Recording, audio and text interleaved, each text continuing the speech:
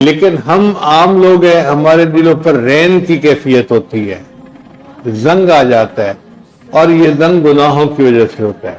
اللہ تعالیٰ ہمارے دلوں کو زنگ سے محفوظ فرمائے۔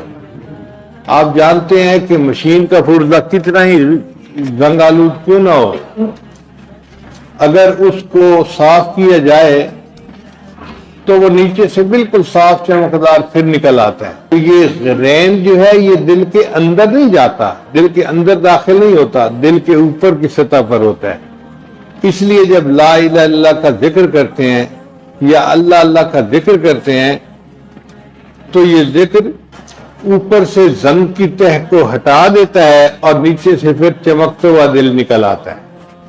ہمیں اب اپنے دل کو چمکانے کی ضرورت ہے۔